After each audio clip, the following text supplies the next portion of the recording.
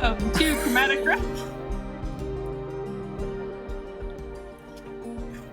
Oh wait, that was so good. Take two. Take two. No, that was good. It's funny. It is fun. No, I mean, like, TJ can keep it, but... Oh, okay. Welcome to Chromatic Roses, a podcast where a couple of Midwest women cultivate a community at the D&D table. I'm Soren. And I'm Caitie. And this week in the Rose Garden, we are talking about aesthetics. We're going to talk about how to describe your character's aesthetic at the table. And if you're somebody who, I raise my hand, who is not artistically inclined, that's me, hello.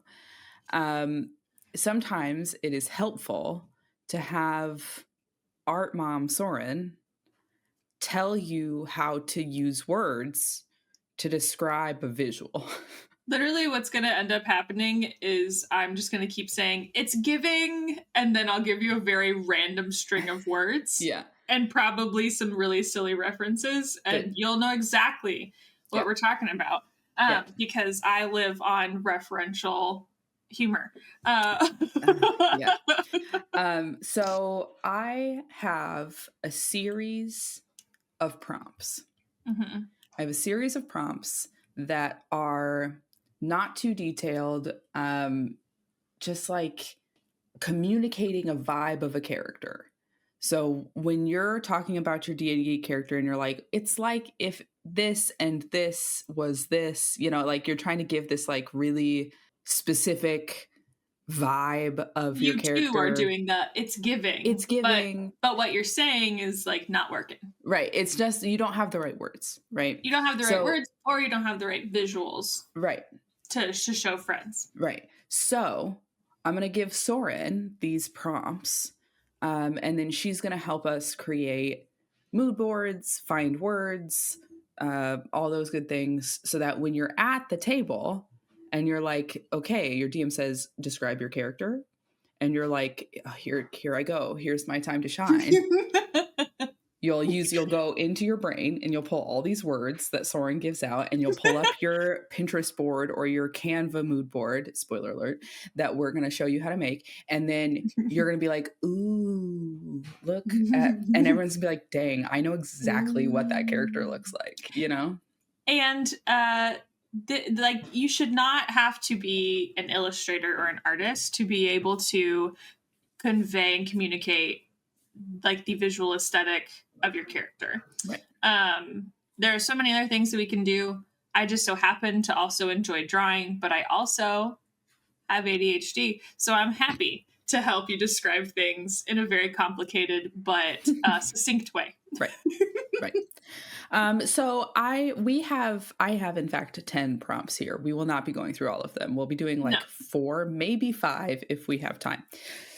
And then you can look forward to this being perhaps a recurring episode where we come back and do it again and again and again. And it could be maybe someday. Oh my God. Maybe someday we'll do like, not live, but maybe we'll do like drawing in tandem with this so that I can doodly do while we're doing this. All right. Are you ready? Yeah. All right. Here's the first one. I want my character to look like they walked out of a fairy tale, but the kind where the witches win.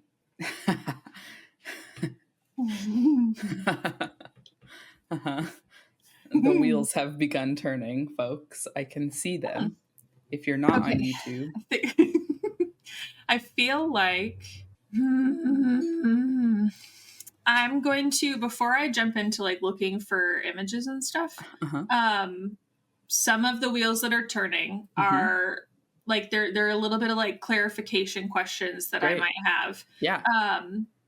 Because my question is, are these like stereotypical bad witches, or are these like witches that are like villainized and they're not actually bad? You know what I mean? So like, is the world a happier place, or are we going with evil? I like the idea of evil witches winning, so we're gonna go with that one. Yeah, I was gonna say, if this were me, if this were my character, I'm just going to start. I think what's going to happen is we're going to make Caitie 5 different characters today.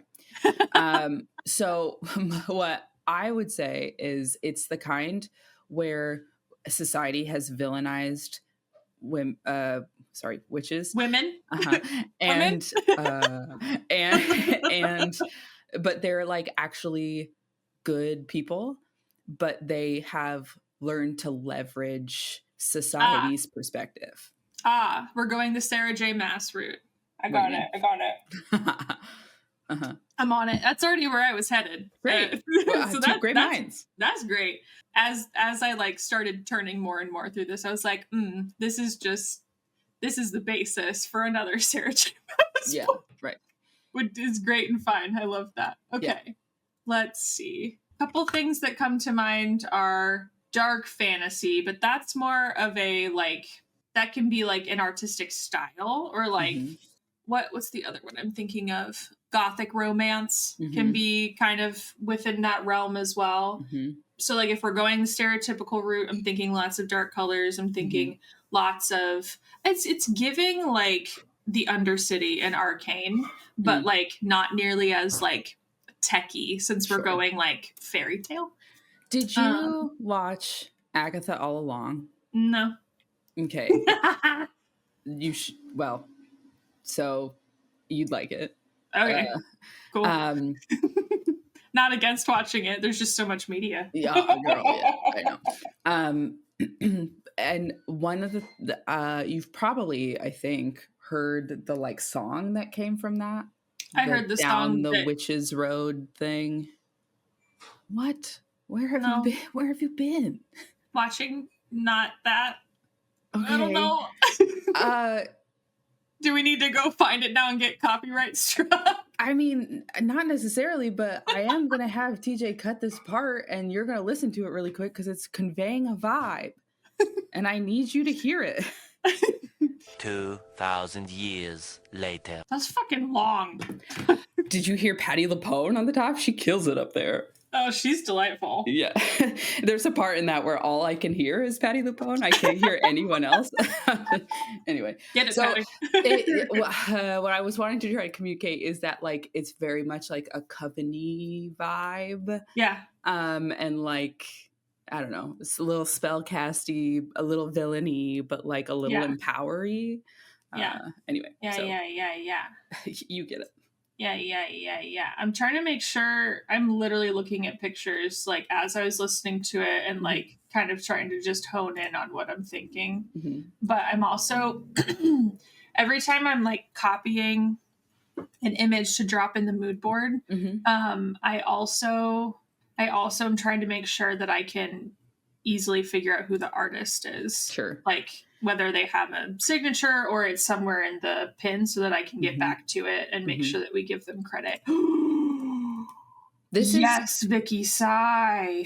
This is perhaps a direct example of how I immediately think of music when thinking of a vibe. Absolutely. And that might be dancer part of me, is that I'm like thinking of the like audio vibe more than like a visual vibe. But I also think that, I think Sam's done a really good job of, I'll get back to the prompt like here in a second, but I think Sam's done a really good job of creating an aural, AURAL, an aural identity for like the campaign that we play in. So like he has a playlist that he frequently updates with songs that he plays throughout the campaign, and like he asked us all to pick like a song for our characters. So I think that makes total sense. And if that helps you get in the mindset of describing your character. If I were playing whatever character this is, I'd be listening to Down the Witch's Road before every session. Also, I would like to point out, because Caitie often says this, and it's not true. She says she's not artistically inclined, but music is a type of art. Okay. Well, I am movement inclined. And that's cool. Inclined, just not the same. Not particularly helpful in this scenario. I mean, you definitely just helped me with finding a song for me. That's whoa, I see them. I see the character. For those of you at home who who didn't see what Caitie just did, she did a real cool dance move. Yikes. All right, do you want to see I do. I want some of what I have so far? Okay. Woo! However, not done yet, clearly, but I think it's probably a stereotypical thing, and it's probably also definitely like a Halloween type influence. But when I think of like that prompt of like stepping out of a fairy tale, but the bad guys won, like I kind of got transported mentally to the show Once Upon a Time. Like when that came out when I was in high school, I was obsessed with that show. Yeah, me too. I was obsessed with Prince Charming. I don't know. Nobody's business. I don't know if you tried watching that recently. It didn't do well. Not the same as it did in 2010, I'll tell you. But in 2010, it had me in a chokehold. Maybe that's a thing that we need to do reaction content for. I have to, if I watch it, I have to just like turn off like critical adult brain. No, critical adult brain, and just go back to like 2010 and just be like, I love that the fun fairy tales that I like are coming together and they're doing it cool and twisting truly, the actor, I'm forgetting his name right now, who played Prince Charming, and then Jennifer Goodwin. Yeah, it's Jennifer Goodwin's husband. S tier, right? I do remember that. S tier ship, in my opinion. My little Josh Dallas. Yeah, my little tween self was positively obsessed. I was Colin O'Donoghue, who played Captain Hook. That was mine. So that's good stuff. Yeah. So anyway, my noggin went to that kind of fantasy world, not necessarily the modern side of like Storybrooke, but also so clever Storybrooke. Clever. But it went to some of the marketing. I'm actually gonna go look. God, the marketing. The title sequences that would happen for every episode, and it would be a different thing going through the woods or something like that. Do you remember that? Yeah. Okay. So like I saw a little bit of this, but definitely like more purple. Like I was thinking that's edited, but I was thinking more purple, something closer to like this. Definitely, like, let's still take the modern out of it. I'm still thinking this, but more fairy tale-esque. Will you type in Agatha All Along? Because it's like you're talking about the exact same vibe without maybe even knowing it. Wow. Yeah. What do you know? Yeah. Oh, it literally looks like it's Into the Woods, but not. Yeah. So, like, let's also talk about the. Let's see. How could I describe this? Definitely dark fantasy. Yeah. Instead of Agatha's clothes, so that's Catherine Hahn's character. Right. Any of the Aubrey Plaza pictures gives me like that fairy tale dark fantasy vibe. Yeah. Oops, spelled her wrong.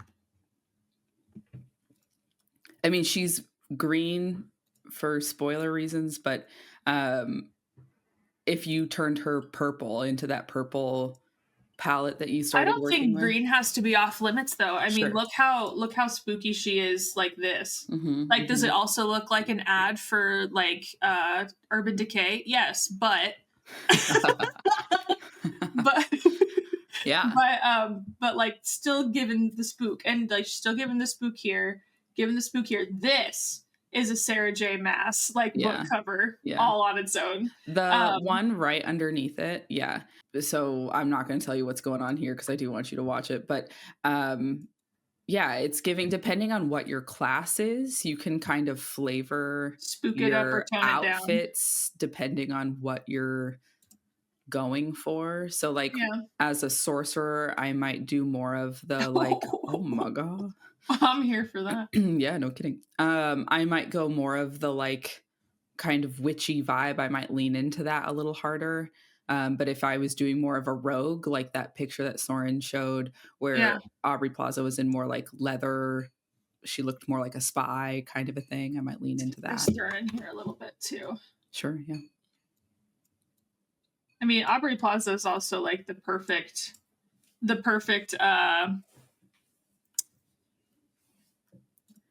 personality example for a character like this who exists in a world like this. So you definitely could. It depends on like what the character's personality is. Are they a cinnamon roll, or are they Aubrey Plaza? But I really like this idea of messing with traditional and stereotypical colors and like maybe subverting them a little bit, because I do like this green element as well. I'm trying to think. I'm just trying to think of like key things that someone could take away to describe a character like this.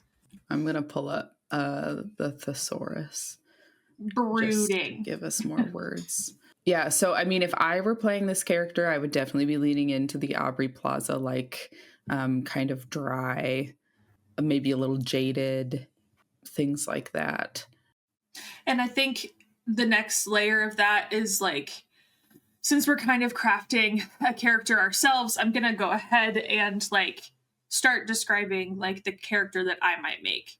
And this is just for like example purposes. Like you can make his character whatever personality you want. But I like the direction of like the Aubrey Plaza type character, which feels very, we were just talking about this book, but it feels very Throne of Glass, very like hardened, not stoic, but yes, like kind of detached and like spooky. And so I'm trying to think of things, how would I describe that? She has, I almost just was like, she has tendrils of black hair falling down her back. No, I just go ahead. I would just like settle on like a clothing vibe. So it is your person. I mean, we're talking obviously in this scenario about like a female presenting person. So like, is she in a dress? Is she in pants? So like, we've got a couple of different options here where like your gal in the golden frame is like in more armor.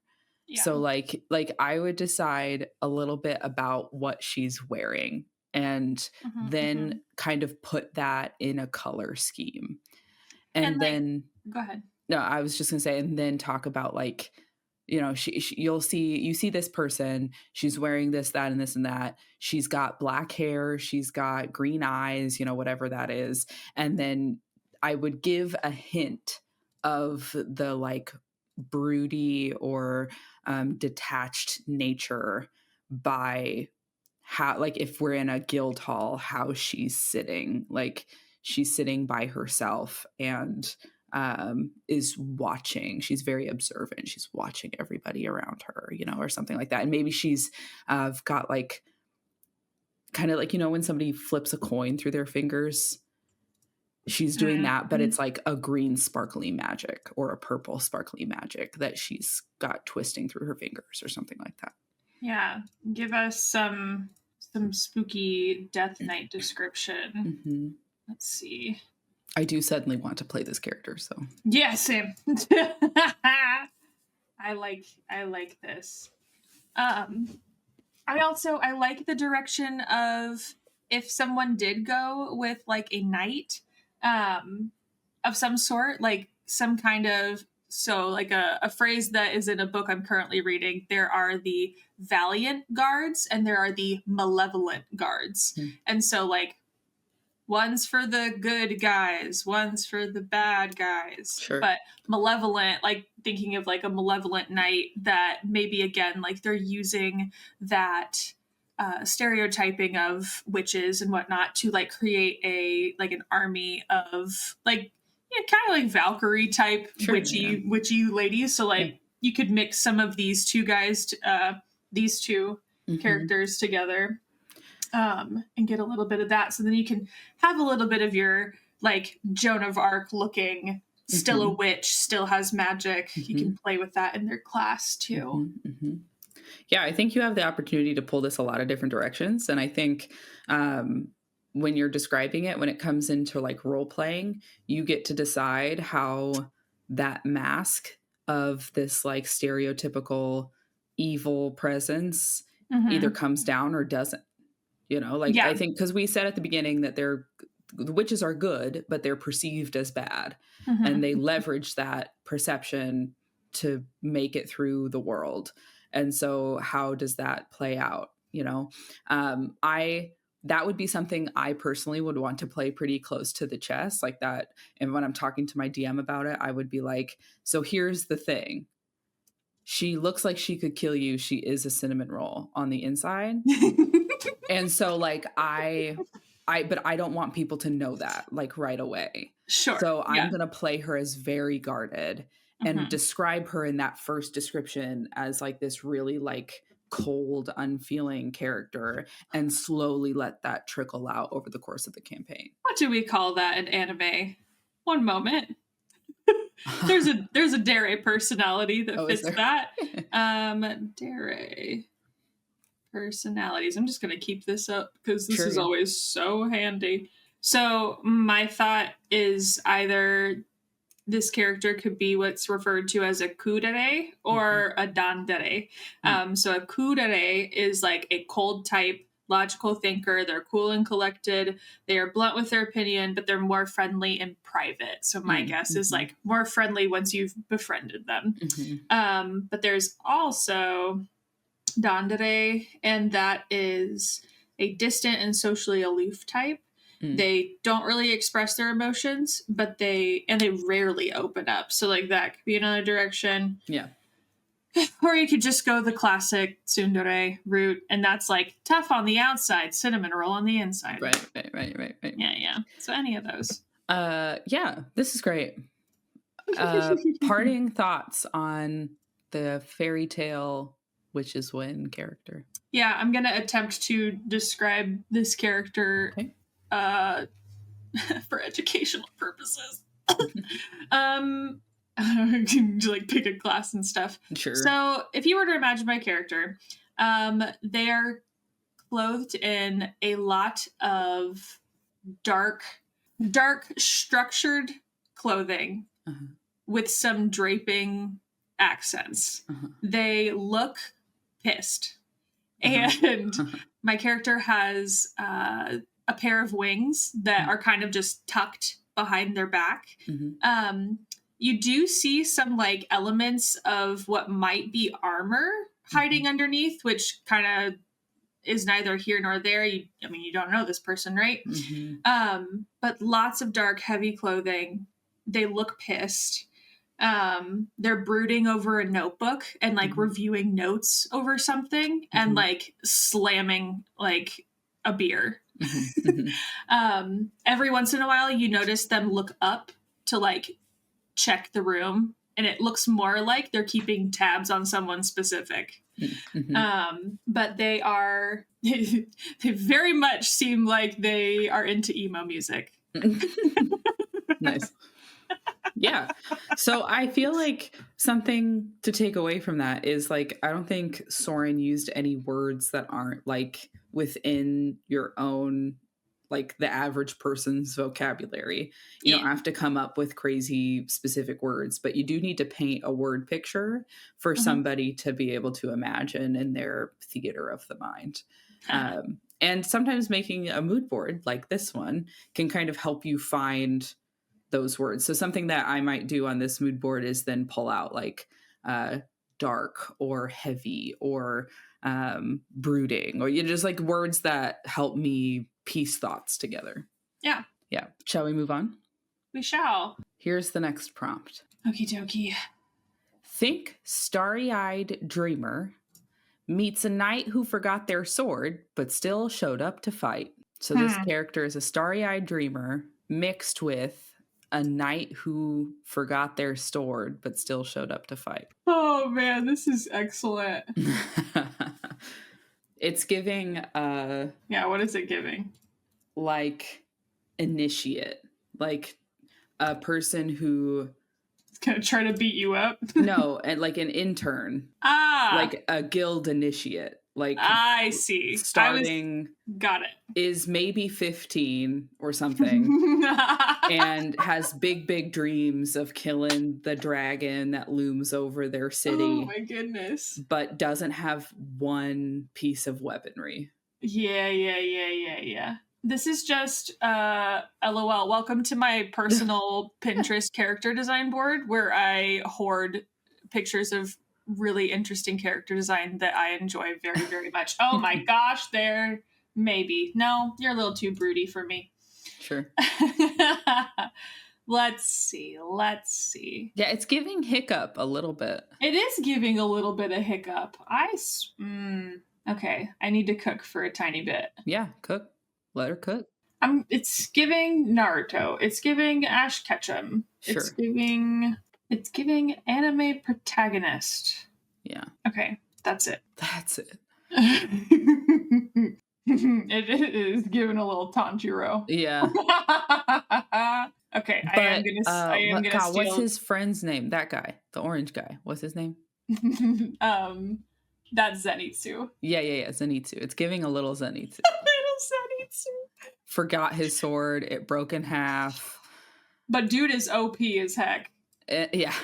Dude is and broken it's as just hell. like here to find love, you know. Here you go, everybody. Yeah. A little tiny Zenitsu for you. Little crybaby. Definitely. It's yeah. also giving Milo Thatch. Yeah. So we could use some descriptive words like scrappy. Yeah. Disheveled. Scrappy, disheveled. Milo Thatch. Oh, this man. This man has my heart. I love this guy. Look at this guy. Look at this guy. Would you look at him? Would you look at this guy? Yeah. This is also gonna, like, I think words could change based on whatever your class ends up being. Absolutely. Yeah, because one of these guys is a demon slayer. The other one is a professor. Right. But they both have a similar thread, whereas like Milo Thatch is not a big crybaby. Right. Zenitsu is a big crybaby, but like someone we could just like layer on top of this would be Laios from Delicious in Dungeon. Big ding dong, but he is so here for you. Yeah. So here for you. He will help you. Please do the GIF. What are you doing? Do the movement. Oh, see, look at that guy. But regularly forgets stuff. Right. All the time. Right. When I think starry-eyed dreamer, I think big eyes. Look at that. Yeah. How big? Big. Well, big. Big eyes. I think. And there's still a lot of variation in all of these characters, but they all definitely big hopes and dreams. For Zenitsu, it's finding a wife. But but they all are like starry-eyed hopefuls. Yeah. And they are very forgetful. Yeah. And so like Caitie just said, all of these characters are like different classes very clearly. Like if we had to give them a class, I mean, I think Zenitsu would be a fighter in my opinion. I think Laios would be a paladin of some sort, if not a fighter. Because you got the big armor doesn't like make him a paladin immediately. Right. And then for Milo, I mean, this is crossing into a world that doesn't have all the things that D&D has per se, but I think Milo's like a wizard or an artificer or, you know, like something bookish, right? Like something a little bookish. I think, even like a combination of wizard and artificer could be kind of cool. And he is very handy. I mean, like at the top of the movie where he's like giving his presentation to a fake audience that he has made. Right. Right. What color palette? Yeah, that's the next thing I was thinking of, because all of these characters have very different palettes, but I'm just gonna pull 1, 2, 3. 3 is a good number. We like 3s. It seems, just on the pictures you've pulled, like they're all bright in some way. Yeah. But like scrappy. Bright and scrappy. Hold on, I'm going to write that down. Really, this will also just be a lesson in how to hodgepodge all of your random interests together to describe your D&D character. Right. Bright and scrappy. Should I hold on? I'm totally going to use one of these. Oh my god. Feels necessary. Oh yeah, let's use that. That's awful. It's fine. I'm seeing lots of warm. I'm thinking yellows. Mm-hmm. Let's literally pull whatever color is in Zenitsu's thing. You could even pull into this and let's pull a little bit from Mr. Man over here. What you got? Mr. Man. What you got over here? Actually, I kind of like that, like a warm gray. No, they're so cute. Just like, oh, look, our baby. This is so cute.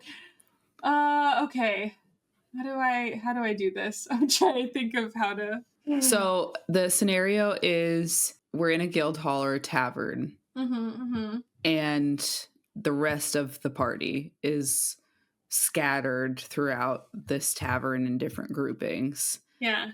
And we get to our boy, I guess. Dude walks in the door and trips over the threshold. Yeah. Yeah.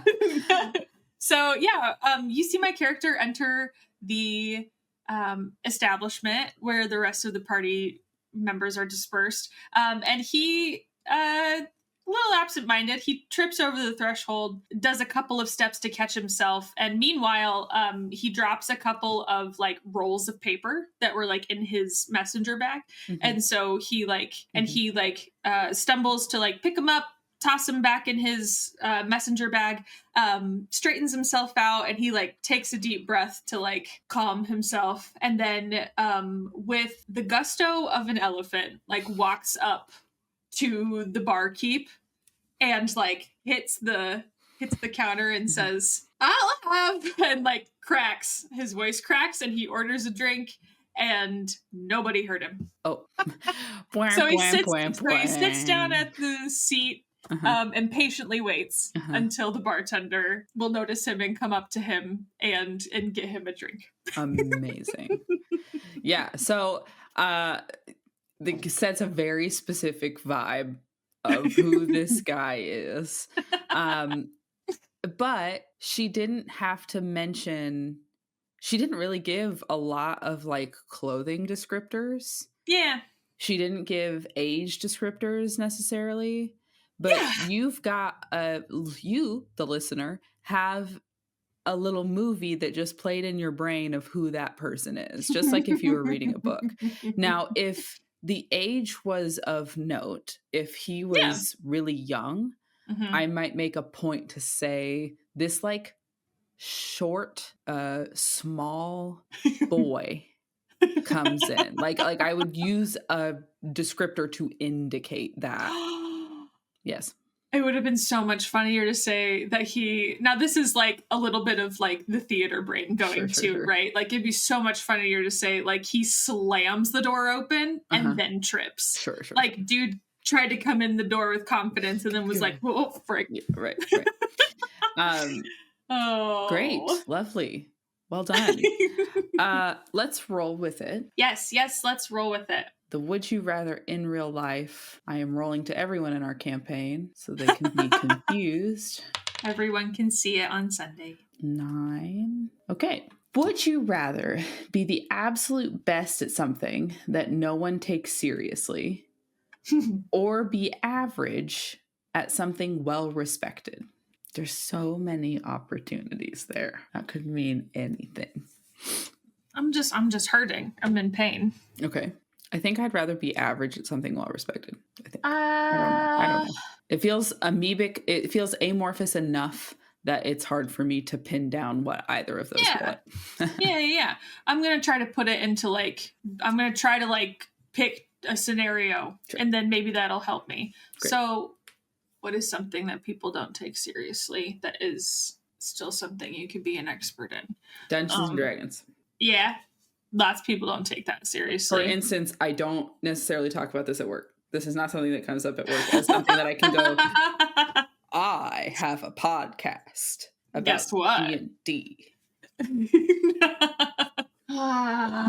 So be the best at Dungeons and Dragons or be average at What's something well respected? Singing. Singing. Sure.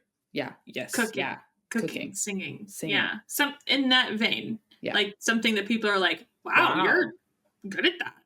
And like, so wow, there's prestige and skill that comes with that task. And like, I could never do that. Like, yeah, here's the thing. I would like to be average at something well respected because I can then participate in conversations about that thing. Versus being the best at something nobody takes seriously, such as Dungeons and Dragons. Not going to talk to anybody about it. I don't get to share that with anyone, really. It's just me and my little... And like, I'm not trying to be good at something for the sake of other people necessarily, but I would like to be able to share. Yeah, I want like a community around it. Yeah. So I will also pick average at something well respected. Yeah. Because I think I'm gonna get deep for a second. Well, of all of like the like hobbies that I have or that I enjoy, like 100% me wanting to learn those things starts as I want to do this because I would like to compete with myself and learn because it's interesting. But then like a huge chunk of like learning those skills is I want a community with other people and I want to be able to share this thing with other people. Right. So yeah. And that doesn't mean that this podcast isn't a community. We were just talking about Dungeons and Dragons in general. But it is, I think we've talked about this on the podcast before. It is one of those things that it's like, there are certain people I can share this with and certain people who just don't really care. Yeah. You know what I mean? Yeah. So, and I would not call myself an expert. The other day, I was on the phone with my friend David. Hi, David. He was telling me how he was like, oh, well, you'll have to talk to Joseph, his husband, who like could use some advice on like this, that, and the other thing. And I was like, whoa, like pump the brakes. I literally just bought a microphone so I could yap about D&D. Yeah. So right. Please do not think that I'm an expert by any means. I just like talking about it a lot. Right. Okay. Let's just do 2 more. Okay. A librarian by day, a chaos gremlin by night. Oh my God. - make it make sense. What? A librarian by day, a chaos gremlin by night. Make it make sense. I'm just going to type that first sentence because that's what we're doing. You're right. Because we're making it make sense. Yeah. Okay, a librarian by day, a chaos gremlin by night. So first... Go ahead. I am seeing... Do you want to go ahead? No, I just got some inspo. Go ahead. Okay. I'm seeing Marion the librarian from The Music Man, who turns into Harley Quinn at night. Sure. Yeah. Hold on 1 second. Also that. So, like, stick with me. Okay. My literal queen. I think this character is a barbarian. Yeah. Oh, that's my theory also. You know what this is telling me is that I just need to play a barbarian at some point. You've said that for, I think, 2.5 years. And you keep making characters that aren't that. You're right. Okay, who else? You had Marion the librarian from The Music Man? Yeah. So, Kristen Chenoweth? Sure. Amazing. This is so fun. And then like Harley Quinn at night was what I said, but yes. Okay. I don't know that that's necessarily it. No, I love it. Okay. I'm just trying to pull. You're actively watching my brain turn. Okay. So, or is she a warlock? Ooh. There's lots of options for classes for all of these, but there really initially my brain went to barbarian, rogue, or warlock because those kind of have that like shady. Oh my goodness. So unhinged. Some of these search results are not what I like you. Just a reminder, I will do my best to find all of the creators. I will reverse Google search them to make sure I get all of the credits that we need to. Hi. Truly love this. I love Harley Quinn. That also is like such a good pose that it looks like kind of it goes with that Quiet Please picture. Yeah. Yes. What other like media females do we know? Let's see. Code Yes. switch halfway through. For those of you who I'm realizing I didn't talk about it at all, and some of you might just be listening, what we've got so far is a hodgepodge. Caitie did describe Marion the Librarian and Harley Quinn, but I looked up one of my favorite Sanrio characters ever named Agretzko. You could also just call her Retzko, but she is a little red panda in the Sanrio franchise, and she is an office worker by day, and by night she goes to karaoke bars to screamo sing metal music to cope. And she's my favorite. The show is so fun if you want a cute, fun, silly show to watch, but she is the perfect encapsulation of, I truly am a cinnamon roll, but I need to get my rage out somehow. Yeah, right. Who else? Also thinking Not the Brave a little bit. Yeah. I'm also thinking, I'm starting to think palette and color wise. Yeah. Like, whereas some of these characters that we've chosen, like, we don't see like giant color shifts, except for like the colored picture with Marion and then Harley as well. But I think it'd be really fun to have like a dramatic shift in color between that librarian and then Chaos Gremlin. Maybe they masquerade around as a genuine librarian, like of society throughout the day, and at night they literally become like a chaotic neutral, like mess of a goblin at night. Let's see. You just said not, right? Yeah, I said Not the Brave. So Not N-O-T-T. That's what I thought. Not is Sam Riegel's character from the Mighty Nine, and spoilers for Mighty Nine. Not is a goblin, and is a goblin for a majority of the campaign, and then turns into a halfling named Veth afterwards. Yeah, that's great. But I like, so that is not how Not's story works, is that she is one thing and then turns into another thing. So yeah, you can see Veth is the like braids gal. Yeah. But you could take that as the like switch. Maybe it's like a little bit of a Heckle and Hyde, Jekyll and Hyde situation where like maybe at a certain hour, like the clock strikes 5 p.m. and you turn into a chaos gremlin, literal goblin. Absolutely, be a literal goblin. I like that one of Beth running. Do you see that one in the middle? This one? Oh, this is further promoting. I want to find something that's a little more opposite. Oh, do you see that we're seeing warm and yellow again? And then like reds and greens for the shift. Yeah. What were you looking for Not? What was...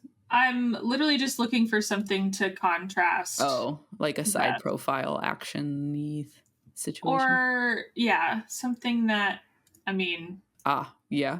That's crazy that it is lining up like that, where all of the, like, day versions are warm and yellow, and the, like, switched versions have greens and reds.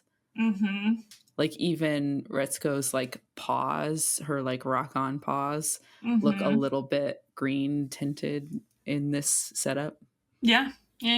Well, and she shows way more of her angry mouth. Right, so. Like she's got a red mouth, yeah. Her angry mouth. Her angry mouth. I'm going to do 4. I am cool with slightly color picking some of this, but I also want to try to riff on it a little bit. Yeah, riff on them. Let's shut up. I'm going to actually line these up at the bottom, I think. Okay, let's grab... I don't necessarily want to just go with this color. I kind of want to... riff on them. My brain just went straight to riff off. Oh my god. Okay, stealing this so I can get colors out of it. Let's see if I can make that just a little yellow. It's probably going to end up being close to the one that's on the freaking board, but I just wanted it a little bit more sunny. Mm-hmm. Okay.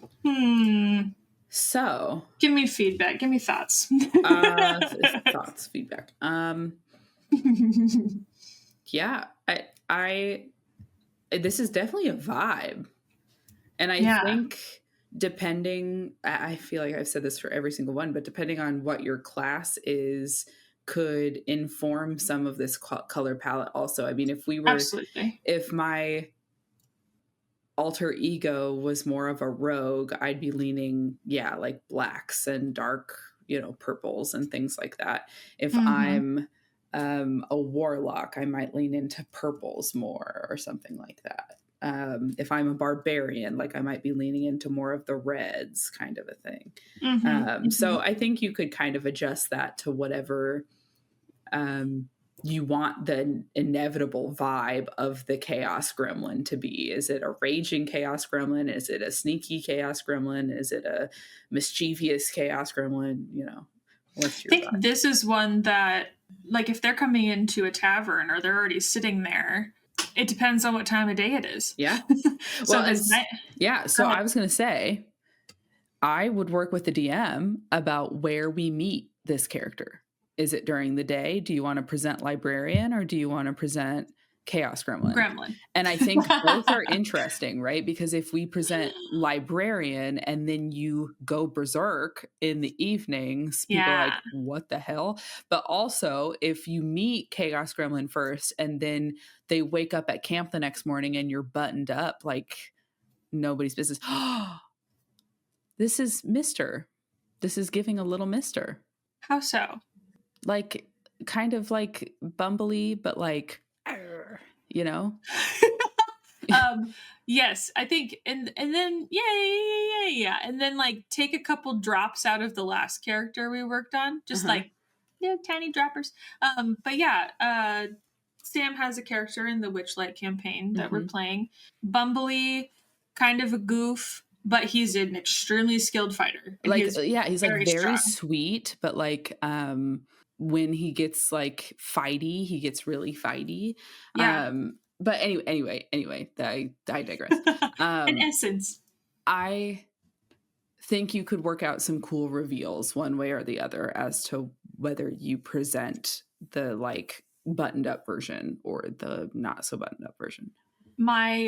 One of my little like headcanons that popped off was like, you meet this character as Chaos Gremlin, and then this would take some heavy like DM work, but like let's say this adventure, I don't want it to be situational. I was like, this adventure, maybe it's like within a city and like there's not a ton of like traveling outside of the city. Then like you meet this character, they join your party or whatever, but you do not see them during the day. Like, even if your party is doing stuff, like they are off doing whatever, and everyone is like, hey, where did so-and-so go or whatever? And then they show back up like, hey y'all, how's it going? Yeah, right. I'm back. Yeah. What are we doing? Right. Yeah. And like, I think this like kind of turned into a little bit of like a TV show script like scene that played out in my head where like there are multiple occasions where the party runs into this character in the daytime and they have no freaking idea. Yeah, right. And they are just like, this is, wow, that lady's like really nice. Right. Like, she's so sweet. Thanks for helping us like find that book or whatever. But like, she is like, oh my God. Blah, blah, blah. Right. There's a little bit of like there's totally room for a little bit of a werewolf complex there too. Yeah. Like Jekyll and Hyde, werewolf. There's like werewolf, Harley Quinn. There's a lot of options for where you could take this and how like in depth the whole thing goes. So let's say we're going off of Soren's idea, and I'm scared of this we one. meet the Chaos Gremlin. Yeah. At night in the tavern or whatever, same kind of scenario. Party, we're meeting everybody slowly, and we catch wind of this chaotic individual. Part of me is thinking that this person was in the tavern before everybody else. Love that. Just to set the scene this way. So while you're in the tavern, you look around and you spy this person in like a very very dark, very heavy, like cloak. They're kind of shrouded in not darkness necessarily, but like certainly not a person that is just going to walk up to you and say hi, Sure. unless. Unless. But you see this person, and they are trying to use a word that's not cabadoning, but they have someone pushed up against a wall. Oh. And they literally are like within an inch of their face. Oh. You can't hear what they're saying, but they are very serious. Oh. And you kind of like inch back in your seat. This person grabs something off of the person that they're cornering. And in a very cheery voice says, "Thank you kindly. We'll see you later." And like turns around and heads to the bar for a drink. Whoa. I'm scared of that person. Yeah, that's great. Oh my gosh. And then what if her daytime phrase was also like, "Thank you kindly." Just like a different vibe. Oh, yeah. Dang. That sounds like, would you kindly? Thank you. Yeah. Atlas. Yeah. Dang it. That got in there. Okay. That's fine. I mean, it kind of gives the same vibe, right? Yeah, no, it absolutely does. You find out, and if you don't know triggering about BioShock, then you've been living under a rock. But it gives the same like switch, right? Where when it goes from this very polite, like, "Would you kindly please, like go do this thing," to "Would you kindly?" And you realize you've been manipulated the whole time. Yeah. Anyway, last one. Last one, best one. All right, are you ready? I think so. They dress like an aristocrat, but spend more time in seedy taverns than noble halls. Okay. They dress like an aristocrat, but spend more time in seedy taverns than noble halls. So this could be somebody who is a noble, who, like Jasmine in Aladdin, like puts a cloak over their head and goes into the marketplace. Or this could be somebody who dresses like they've got money, even though they don't. I'll get the shoot. What is it called? There's a book series that I read this summer. The YA book series kind of set in a not quite steampunk world, but imagine if God like punched the earth and the earth splintered into several, like, we'll call them arcs. Okay. So like different communities and like cultures pop up out of these various arcs. They're still held together by gravity, but you've got all of this like very unique like world. And there is an aristocratic type nation in this book series. I'm sorry, I'm going to say the title of the book series. Okay. It's called The Mirror Visitor. Okay. And there is a character who is technically an aristocrat. Like he is technically a very high member in society, and he dresses like a scrub. Like he wears seedy clothing, he wears like ripped pants and like a busted top hat, but he is always like in high society and like people know him well and like respect him, but he is an unkempt man. Sure. So like that's where my brain's starting. Yeah, I think there's a couple different ways you can take it. I think you could, so technically this prompt is that they dress like an aristocrat. Right. So I'm trying to think of how to so I mean, it could be, so the two that I gave at the beginning is a noble, but like kind of shields that nobility to be able to fit in the seedy taverns. Or it could be somebody who would fit in the seedy taverns, no problem, but dresses as if they were a noble, as if they had money, even when they don't. Yeah. So I'm like, it's giving a little bard, not gonna lie. Yeah, I get that. I get that. Attention seeking, perhaps, depending on where you take it. Perhaps. Or clout chasing. Yeah. Ooh, I feel like I have something in here. This is my Genshin board. Welcome. I feel like I have something in here. Where are you? You know what? I'm just going to look it up because I know you have what I want. There you be. Yeah. Ha! I did it. I got Genshin in here. Nice. I would even, I would maybe throw his brother in here instead.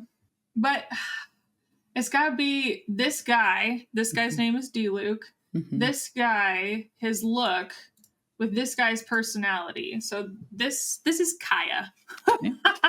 And he is technically adopted, but he was adopted like into a noble family. But he is frequently like rubbing elbows with like everyone that he can to like leverage his own position or get himself ahead or like make his, what word am I looking for?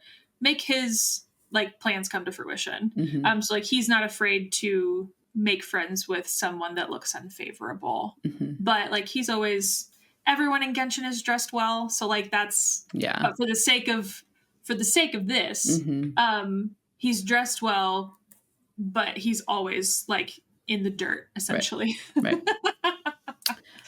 Let's see who else. This kind of gives the character I had for Grant's campaign.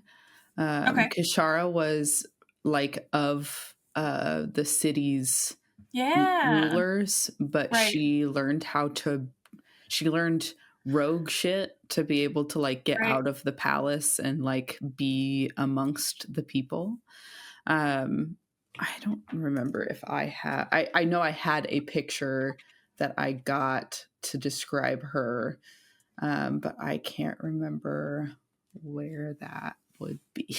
Trying to look for this, I'm leaning a little more into like clothing inspiration at the moment, but that's just, I'm trying to solidify some of that.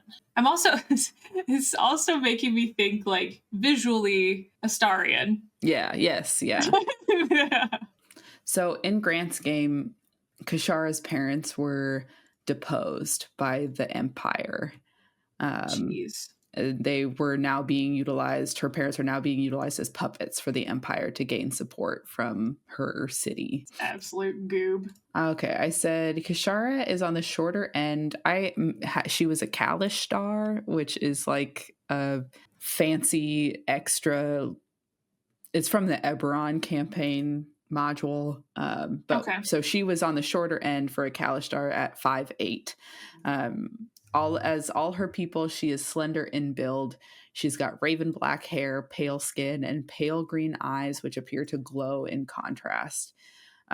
She generally looks like a human. The thing that sets her apart is her Kalishtar monastic behavior. She wears a shard of crystal as an amulet, as a symbol of her religion. So she's like very thoughtful and quiet. The word that's coming to mind is espionage. Yeah. But I mean, that is in contrast to the like brashness and eccentricity of bards. You know what I mean? I think that could play either way, depending on what you're trying to do. I think the way you describe this type of character, I feel like there has to be a certain amount of like swagger that this person has, a certain type of gait, a certain it could be charisma, but I don't think it has to be. I think there's a tiny bit of like Gilmore that like comes through while he's not necessarily like an aristocrat. Like there's some of that like smarminess that I think is necessary and like gives you a little of that crass attitude of someone who just like spends their time around junky taverns all the time. Right. So maybe this person is a noble or from a noble family, maybe works for nobles, but maybe he does all of his business in these taverns. Maybe he does like shady stuff. Sure. I think the swagger is definitely a good vibe. This for the energy that it gives and nothing more. Because Aladdin, I don't want like, so I picked a picture of Aladdin and I don't want anyone thinking that because we're putting Aladdin in here, we're like, oh yeah, like that's who Aladdin is. No, like his story doesn't quite match up with what we're going for, but there is some element of like aristocrat faking being an aristocrat, still being part of that community, but like not really being from there, I think that like some of this he can convey. There's a little bit of like Chris Pine in the D&D movie. Yeah. But with more noble clothing. Yeah. Yeah. So, okay. So I think in this scenario on this mood board, we're talking about a dude who is a noble dude and uses like some of that. He dresses as his station but has a certain level of swagger and, as the kids would say, riz. Do it. Okay. Yeah. That gets him respect in seedy taverns and stuff like that. He's street smart. He knows how to work his way around seedy tavern. Which magic caster is street smart? Like a warlock, like a charisma caster, is that what you're saying? Yeah. Like bards. Yeah. I mean, yeah. So, I mean, I'm thinking like he knows how to backhand you with his words, kind of a thing.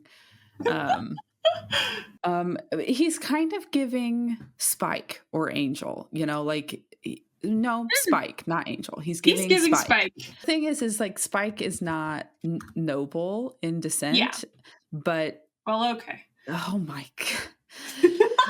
Gotcha. Hello. Wait, but what if it was Spike, but like when he was still William? Like what if it was the essence of Spike? William the Bloody was not an aristocrat. He was he was a poet. He was a hopeless romantic. Yes, but I'm talking more so clothing wise. Oh, sure. Yeah, okay. So still Spike with all of the visual integrity of William. Yes, right. Okay. There you go. That guy. With the like sorry, got distracted. I'm also getting a little bit of like Giles when Wesley shows up. Yes. Of just like, you ponce. Like, the hell do you... that word? You don't respect me or the position I hold. That whole Giles when he like takes off his glasses and it's just like, oh my God. Percy. Oh my God. Percy DeRollo. Jesus. My man. Why did that take so long to get to that? Because we're tired, all right? We've pushed through several. So yeah, it's Spike, Astarion, Percy. You could Bard, you could Warlock. Everybody's going to ask us to make this a character. Fine. And if you don't, we're going to do it anyway. Yeah. All right, what's a main color? I'm seeing blues. I am also. Ooh, that's kind of nice. Yeah, it's kind of nice. Okay, let's do that. Not bad.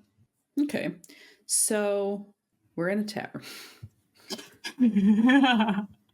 And I'm going to say that this person is already seated at the bar. Okay. So a party member is walking in and from across the room sees this gentleman sitting at the bar. Now I go? Yeah, now it's you. Okay, got it. Okay. Yeah. Making sure I was like, oh, are you going to do it? No, like, go it's for you. it. No, it's you. Yeah. Okay, so, yes, you walk into this tavern and across the way, you see this very well-dressed man. This truly, we went with a dude, but could be a person for the sake of the argument. So you see this well-dressed man, has what looks like a champagne flute in his hand, and a stein, has 2 drinks in front of him. Whoa. And he's chumming it up with the bartender, and he's cracking jokes with him, and you're a little confused as to how this well-dressed of a person could wind up in this tavern. Mm-hmm. You see him look down the bar and greet a couple other patrons. He takes a swig from his stein and actually gets up and starts to walk around the tavern and bumps into you on accident and says, oh, my apologies. So sorry. And then turns to walk and continue saying hello to other people in the tavern. And he seems like a social butterfly, this guy. Yeah. Nice. Yeah.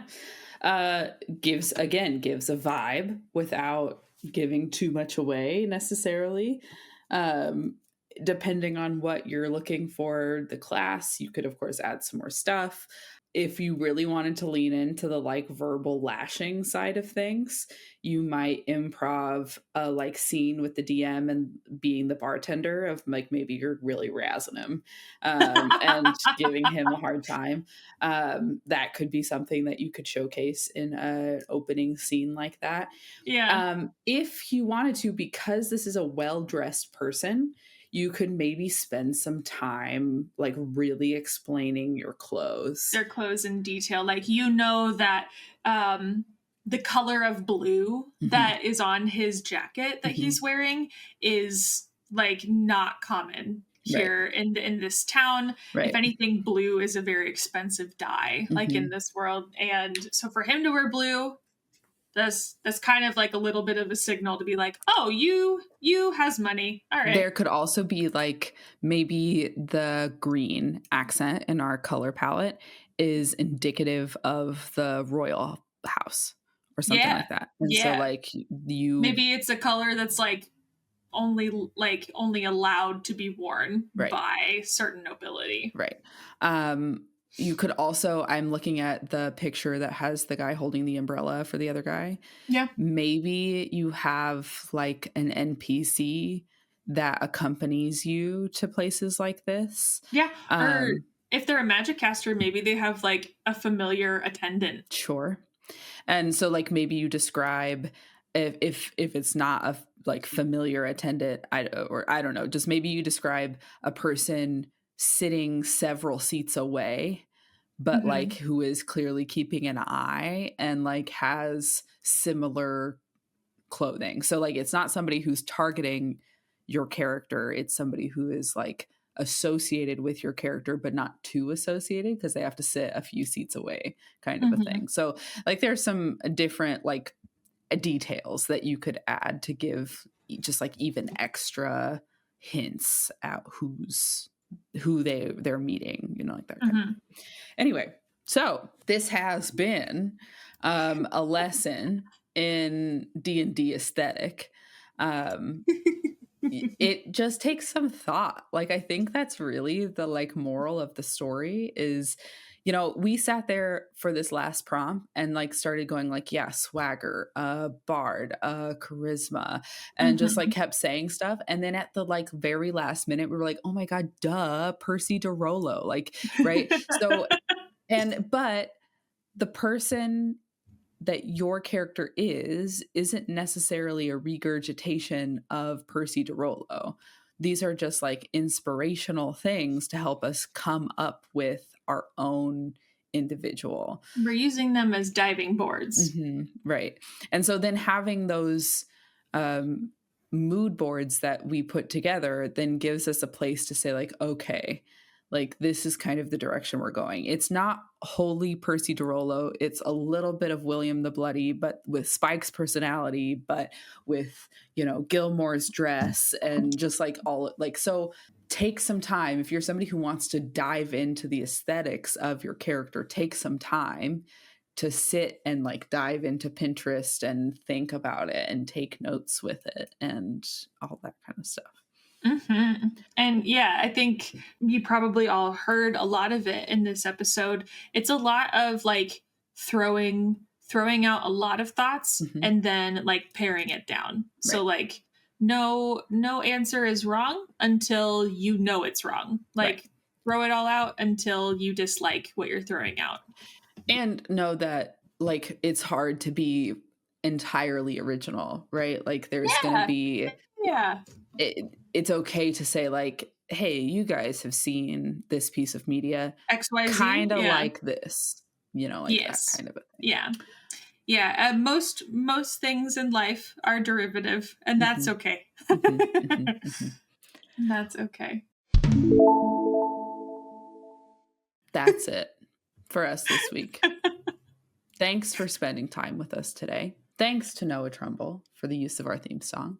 His link is in the episode description. You should go and find it and follow him and see what he's up to, because he's doing some cool stuff. Mm-hmm. And if you're enjoying the show, there are a few things we'd love if you do. First, leave us a review, because reviews help other listeners find us. Second, follow us wherever you get your podcasts, just to get to our new episodes faster and to become part of the garden. And lastly, follow us on Facebook or Instagram. That's where we regularly post, so that you can see all that we're up to and stay up to date when those new episodes drop. We also want to hear from you. Did something come up in today's aesthetic conversation that made you think? Do you have a prompt that you would like Soren to noodle on? Regurgitate? Or do you just want to say hey? You can send us an email at chromaroses@gmail.com and we'll respond to you. That's CHROMAROSES@gmail.com. It's all lowercase, and we really look forward to hearing from you. Mm-hmm. This has been Chromatic Roses. I'm Soren. And I'm Caitie. Mommy, those hobbies, like aesthetics. I love you. Bye. Bye.